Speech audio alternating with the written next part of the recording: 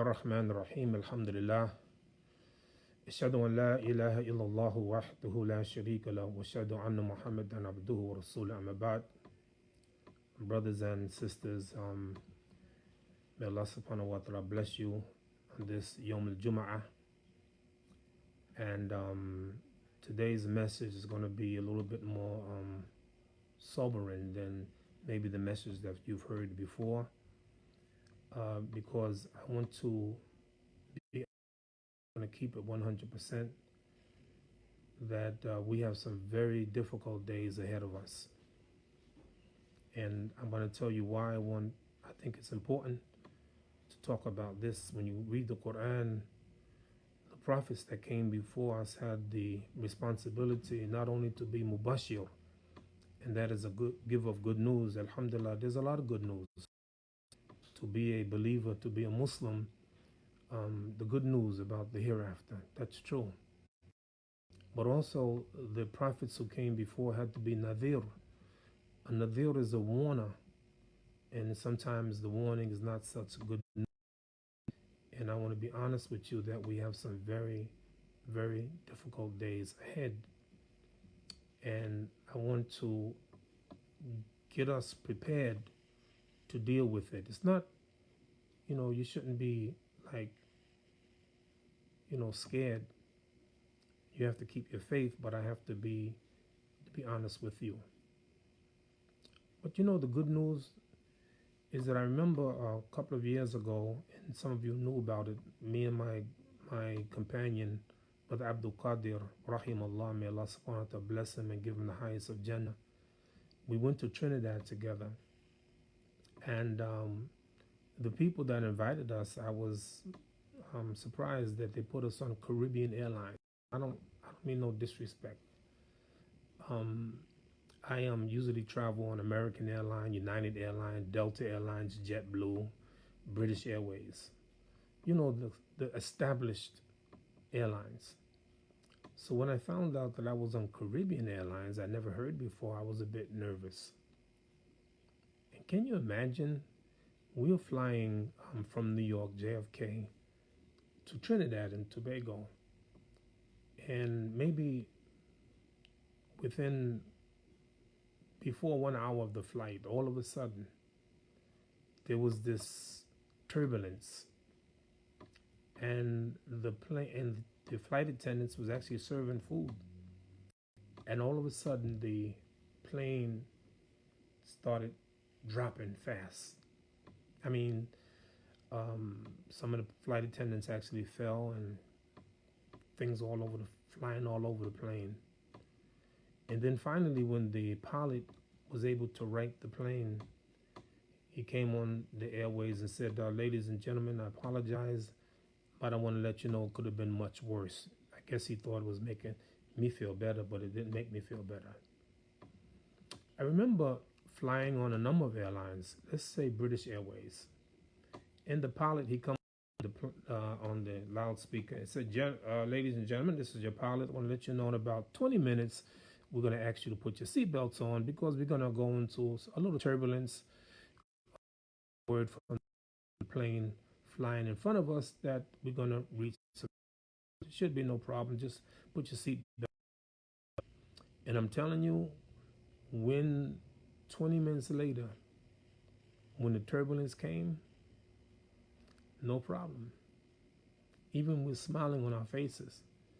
And the reason we were smiling on our faces is that he gave us a heads up. He told us what's going to happen. He prepared us. A man came to the Prophet ﷺ and said, "Ya Rasulullah, mata sa'a?" When is the hour? When is the hour of judgment? Everybody want to know, when is the hour? And so the Prophet ﷺ asked him a very practical question. He said, "Ma addata laha?" What did you prepare for it? So although today I want to give you a heads up, tell you about the difficult days that we're going to face, and then I'm going to make some recommendations of what we should do. Inshallah, we're going to come through it. This trial, this COVID-19, this virus, it's a big trial. And I want you to know that when that part of the trial is over, that's not the end of our difficulties. It's just the beginning. I can't even keep up right now with the number of people that applied for unemployment in this country alone. And the last thing I heard, it could be much more. 22 million people applied for unemployment. So there's going to be a lot of people. There's going to be a lot of people that's not be working. So we're going to have to deal with that. We have to deal with unemployment, even among the Muslims. We're going to have to deal with crime rate, because crime rate will go up. So the two things I want to really focus on today is number one, keeping your faith. Don't never give up. Never give up on your faith in Allah subhanahu wa ta'ala. This can cause you to lose your faith. With the Prophet, peace and blessing be upon him, he said that there's going to come a time that the fitna, the test, is so difficult. Yusbihu rajulun mu'minin wa yumsi kafirin. A person will begin the day believing, and by the end of the night they disbelieve. So we want to make sure that we keep our faith. I want to focus on sabr, patience.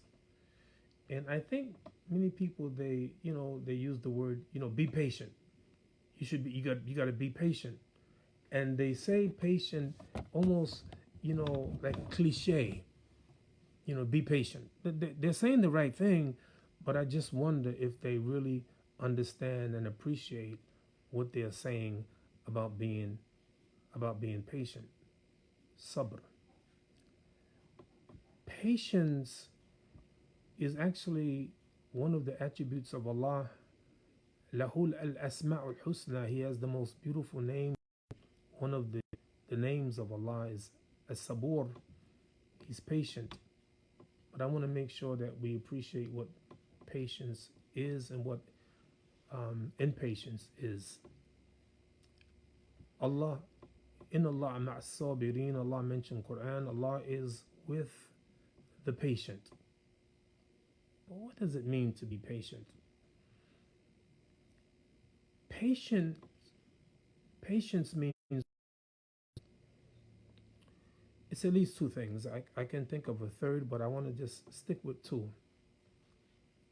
Number one, how you respond by what you say. How you respond by what you say. This tongue here, manifestation of patience. And number two, what you do, your actions.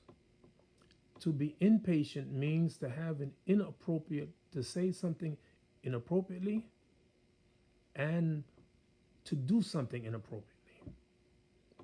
You may think that, no big deal how I respond, but it is a big deal. And I'm going to give you a classical example. And sometimes when you study both the Quran and the Hadith, you will find contrast. I'll give an example. If you study the life of Ibrahim alayhi salat wasalam, you will see that he, tremendous example. He was the epitome of Iman and faith. لَقَدْ كَانَتْ لَكُمْ أُسْوَةٌ حَسَنَةٌ فِي إِبْرَاهِيمَ وَالَّذِينَ مَعَهُ. You have in him and those who with him a perfect example, a model. Consider this. Ibrahim didn't spend a whole lot of time with his son Ismail. He wasn't there when he got married. So one day, Prophet Ibrahim alayhi salat wasalam went to go visit Ismail, but Ismail wasn't there. But his wife was there, and he asked, "Where is Ismail?" خرج يبتغي لنا. He went out seeking livelihood for us. So Ibrahim didn't spend a lot of time. He asked a couple of questions. He asked, what is their life like? How is it? And I wrote it down. I want to get it right. This wife of Ismail said, نحن بشر ونحن في ضيق وشدة. We are in misery, difficulty, really bad. وشكت إليه. And then she started complaining to Ibrahim alayhi salatu wasalam. And he said to her, when your husband come, give him salams. And he didn't say who he was. He didn't identify himself as Ismail's father. When your husband come, give him salams and then say that he should change the threshold of his gate. Of course, she didn't know what that meant. So when Ishmael came home, he felt something. He said, did you get a visit today? He said, yes. She said, yes. She described the man. And he said, did he tell you anything? He said, yeah, give you the salam, say assalamu alaikum, and tell you to change the threshold of his gate. He said, that was my father. And he was telling me to divorce, so I divorce you. Let's stop here for a moment and let's examine this remarkable. One of the companions of the Prophet ﷺ, Abdullah ibn Mas'ud, asked the Prophet, Ayu amil ahabu ilallah? What deed is most loved by Allah? The Prophet said, Salatu ala waqtiha, pray on time. Thumma ayu. What next? He said, Birru walidain, be obedient to your parents. Thumma ayu, thumma, then what? Jihad fi sabilillah, fighting in the way of Allah. Notice the second one, obedience to parents. Did you catch what Ismail did? Alayhi salatu wasalam. He didn't question his father. His father said divorce her, he divorced her. So fast forward, Ismail gets married again, and his father wasn't there. So he comes to visit him, and Ismail wasn't home. And his wife, his new wife, Prophet Ibrahim alayhi salatu wasalam, said, what's your condition? How's your life, your livelihood? And listen to what she said. Nahnu bi khairin, we are good. Wasa'atin, opulence and plenty, we're wealthy. And then she began to praise Allah subhanahu wa ta'ala. And Ibrahim said, when your husband comes, give him my salams and tell him, keep firm the threshold of his gate. And so when Ismail came home, he felt something. He said, did I get a visit today? He said, yes, this handsome man. And he explained, she explained what he said. She said to him, and he said to her, tell him to keep firm the threshold of his gate. He said, you are the threshold of my gate, and that was my father, and my father was saying that I should stay married to you. Look at the women. Same exact condition, different, same. One of them, they saw the good side, the bright side, and the other one, negative. This is what you say. Sabra is what you say. You don't believe me? Go back to the hadith of the Prophet sallallahu alaihi wasallam. He said, Allah asked the angels, did you take the life of the beloved of my servant? Did you take the life of their child? Yaquluna na'am, they said yes. And Allah asked the question, though he knows the answer. What did my servant say? When you took the life of the child that they love, the apple of their eye, when you took the life of that child, what did my servant say? They said, Hamidaka wastarja'a.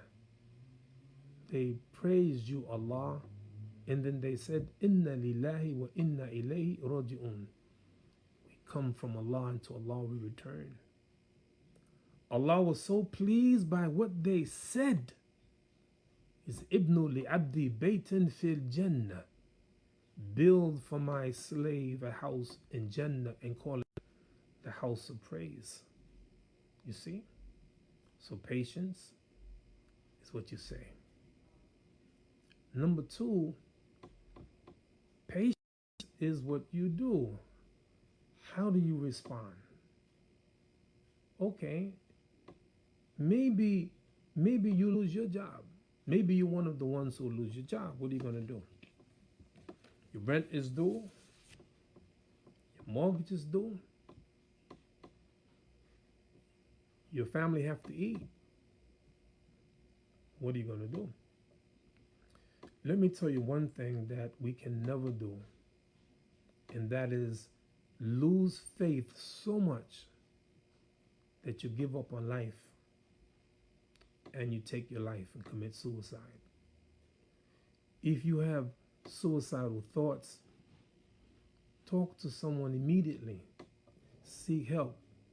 We have people, we have doctors, we have Muslim doctors, we have psychologists who can talk to you and can help you. Suicide is a permanent solution for a temporary problem. We can solve the problem. We can. Don't ever give up. Last year, some 47,000 Americans took their own lives. 47,000 took their own lives. And they didn't have the COVID-19. They didn't have this massive unemployment that we will have. So I want you to be patient and don't do anything that's inappropriate. Don't say, you know what, I got to get paid. I need money, so I'm going to go rob me. I'm going to rob somebody. I'm going to hit somebody in the head. I'm going to shoot somebody. I'm going to kill somebody. I'm going to rob a bank. That isn't being patient. So we have to be patient. Let me tell you what patience is not. Patience isn't sitting around doing nothing. Even praying. Praying is good, necessary. We have to pray. It's we should seek Allah's help with sabr, one salat, patience and salat. But patience isn't just sitting around moping and whining. Woe is with me. I ain't got no job. Look at the market. Look what happened. How many people unemployed? Blah, blah, blah, blah, blah. I get it. I know. But we're going to do something about it. Let me first say this.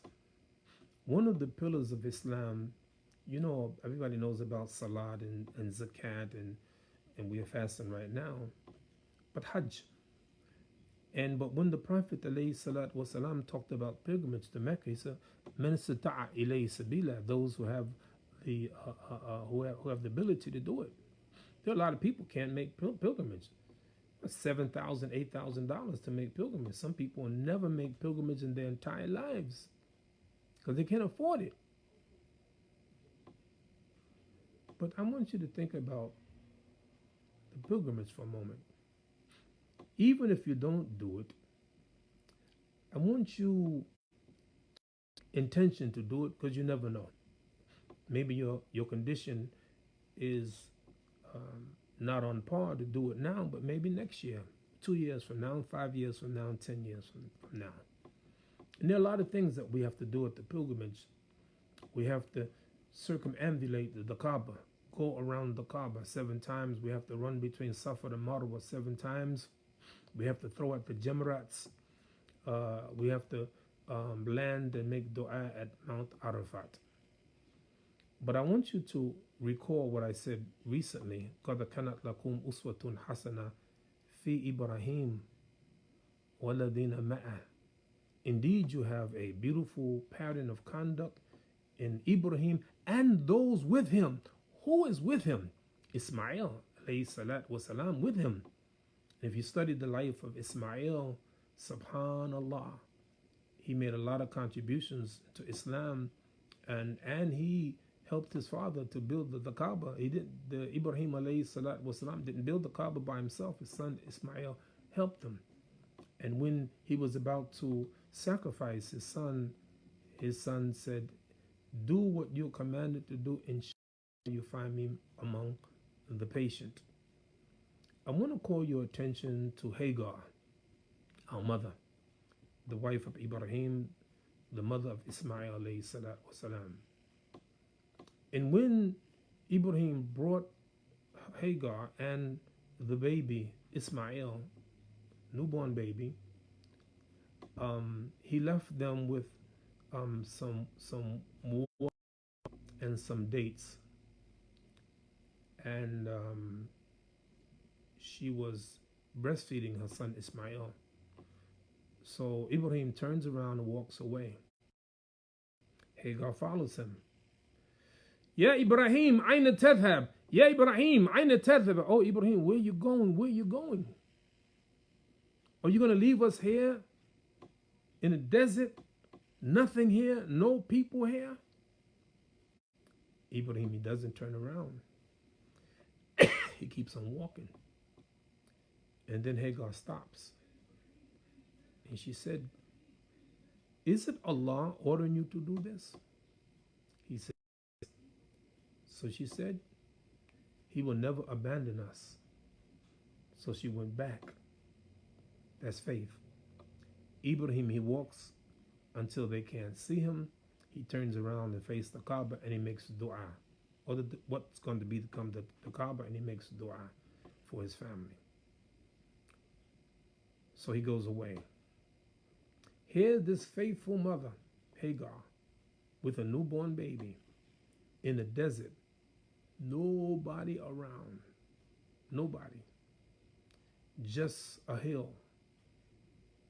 And so finally, she runs out of water. She can't stand to look at Ismail. She's concerned, but she has faith.